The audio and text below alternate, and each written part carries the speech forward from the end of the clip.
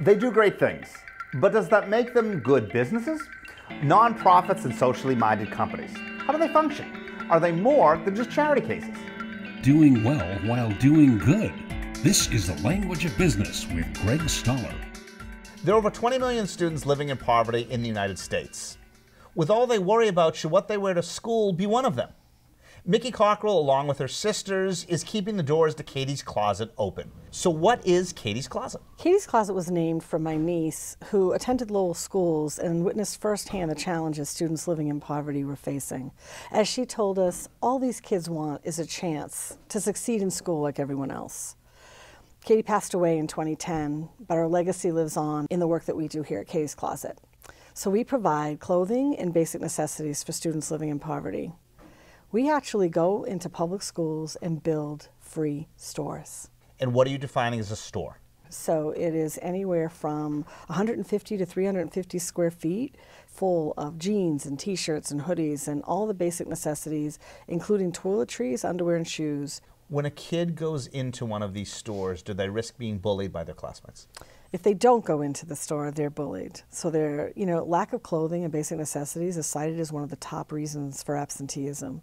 Kids just don't want to come to school because they are embarrassed, they don't fit in, and they are the target of bullying.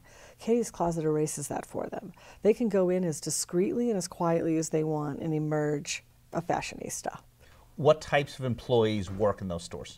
No employees. Everything is volunteer-based. We have over 200 volunteers assist us. They will go in during the week when it's convenient for them, ensure that it looks like a pristine retailer, and then place an order here with the Central Distribution Center on anything that was missing.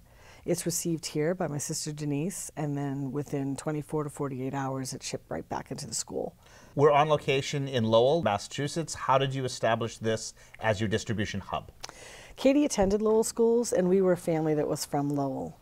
We also realized that 70% of the student population is from low-income families.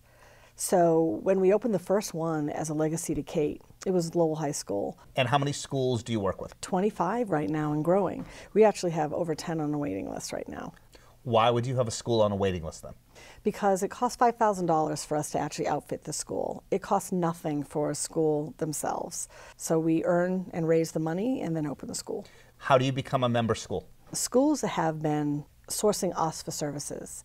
As a matter of fact, except for one school, we have never solicited a school. So the phone rings off the hook.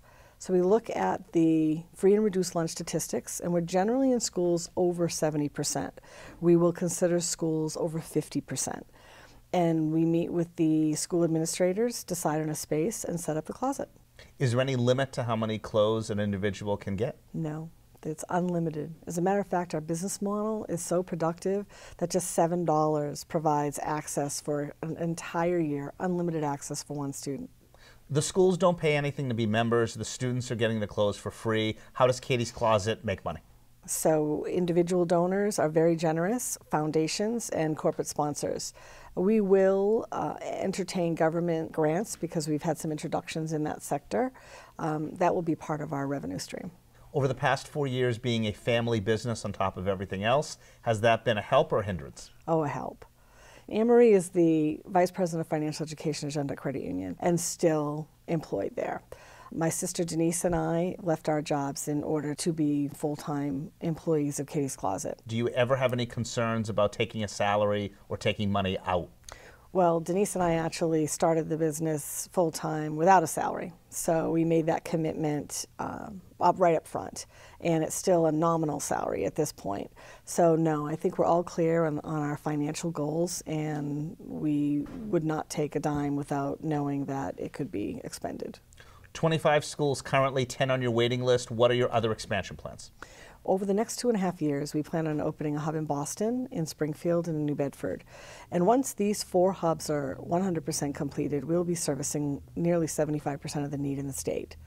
Beyond that, we've received calls from 7 states already asking how to replicate our model and could we teach them.